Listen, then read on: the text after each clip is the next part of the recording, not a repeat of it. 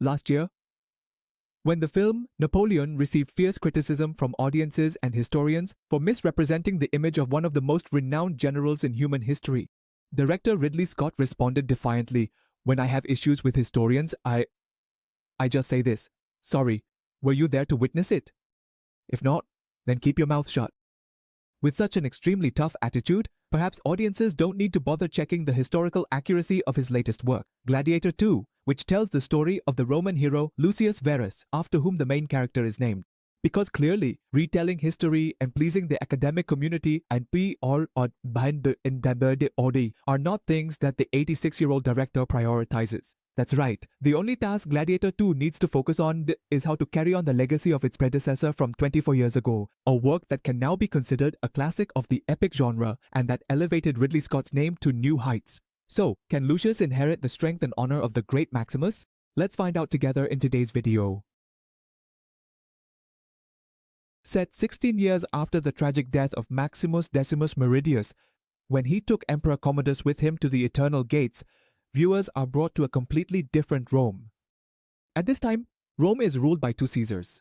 They are the infamous and ruthless brothers Caracalla and Geta, known for their cruelty and their indulgence. They wage war all the way to Numidia, a kingdom located in North Africa.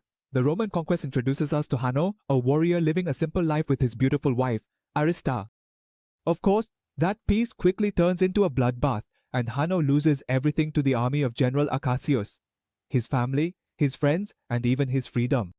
He is captured and made a prisoner of war, forced to become a gladiator for entertainment at the Colosseum. The audience, as well as Lucilla, Commodus's wife, are surprised to recognize the North African warrior by his familiar gesture of rubbing sand into his palms before battle. It turns out he is actually Prince Lucius, the long-lost son of Maximus and Lucilla, and the rightful heir to the entire Roman Empire.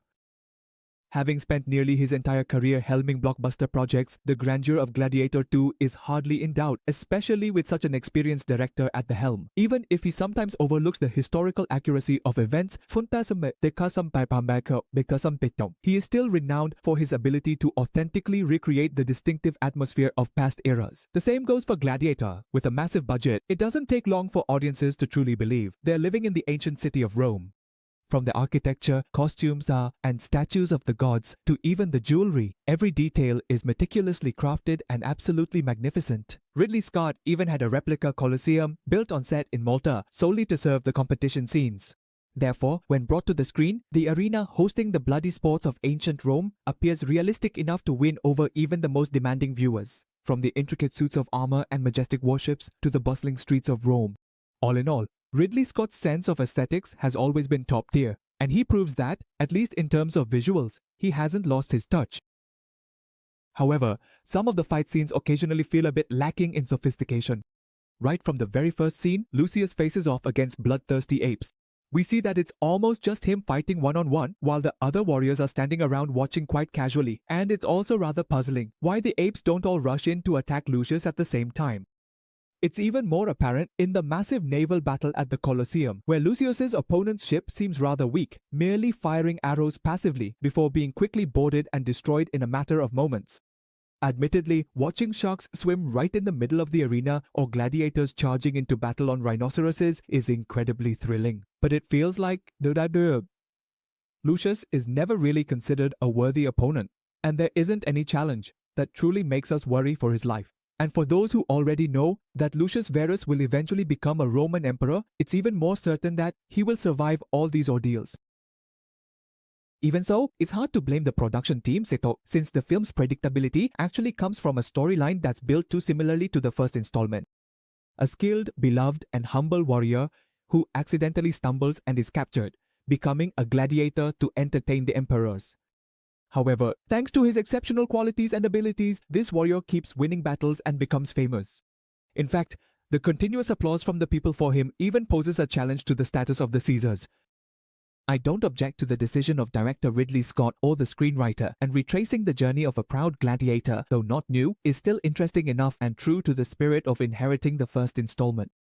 The only drawback is that this direction makes the main character Lucius become bland and almost completely overshadowed when compared to Maximus. Their personalities, qualities, and even fighting styles are so similar that the young prince doesn't have any distinctive traits for us to remember him by, apart from his royal lineage. Fortunately, this 2.5 hour long story gives us two more interesting characters to follow.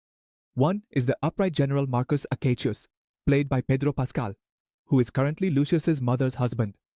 The second is the cunning Macrinus, who dreams of reshaping the order of Rome.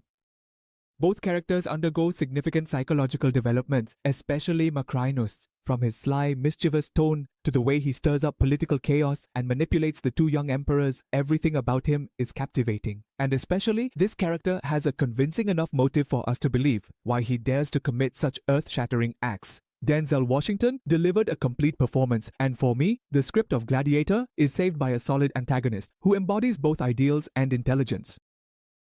As for the rest, the other relationships in the film are rather blandly developed. For example, the mother-son relationship between Lucilla and Lucius. Because the film skips the period after Commodus's death, we don't really see Lucilla's struggles or what dangers forced her to hide Lucius all the way in a distant African country. The emotion in this segment mainly comes from a scene featuring Maximus. As a result, when the two reunite, their relationship remains only superficially sentimental, limited to Lucilla's apologies. Similarly, Lucius's love for his wife Arista develops so hastily that we can't truly feel his pain when he loses her. Skipping over the historical events immediately following the first installment also leads to another consequence, the portrayal of the two young emperors, Caracalla and Geta. They are depicted as nothing more than depraved individuals, The film fails to delve into the inner worlds of these tyrants, or explore the reasons behind their extreme personalities. Something the first installment did exceptionally well, begins with the DNA with Joaquin Phoenix's character, Commodus. The conflict between the two brothers is indeed hinted at through scenes like the statue of Romulus, which tells the story of an older brother who killed his own younger sibling, implying that Caracalla and Geta actually dislike each other. However, due to the limited screen time and the rushed plot, the two young emperors fail to leave a lasting impression beyond a few hastily delivered lines at the end. In particular, the film also contains some rather unfortunate plot holes. For example, a smart and cautious general like Acacius openly talks about his plan to rebel, only to be overheard by a servant. Or the scene where the Dr. Ravi hands over the keys to the entire prison to Lucius in a way that is somewhat blatant. These are all plot holes that could have been avoided, especially since they occur during extremely important developments in the film. That said, Tom, when the legendary soundtrack Now We Are Free by Hans Zimmer and Lisa Gerrard plays, accompanied by an ending scene that is drawn straight from the memories of countless fans who once loved Gladiator, the shortcomings that still exist in the sequel can be forgiven. In the end, Ridley Scott's epic still preserves its core values. It is the journey of a warrior in search of his life's purpose. Perhaps at first he wields his sword out of hatred, out of the anguish of having his family killed by his enemies. But in the end, just as the line about strength and honor says, Lucius fights for the pride and freedom of the voiceless. He raises Maximus's sword high as a symbol of hope. The oppressed believe that tomorrow the Roman dream truly exists, a Rome that is peaceful and prosperous. Lucius must also believe that somewhere, where Maximus' feet are gently gliding across the grass of the Elysium fields, he can see the fruits of his labor and be proud of the man he has become. All those emotions are probably more than enough, Ben Bobe is the Bo Rom, for the film to win the support of audiences who have come to love these valiant warriors. All in all, Gladiator High is a decent blockbuster film. The 76% score on Rotten Tomatoes actually reflects the film's quality quite accurately. It's grand, visually stunning, and even though the script and characters still have many shortcomings and can't quite compare to the outstanding first installment, I think the film is still entertaining enough for anyone who wants to escape reality and immerse themselves in fiery battles. What do you think about Gladiator 2? Does it deserve to be ranked among this year's top blockbusters? Let us know your thoughts in the comments section below.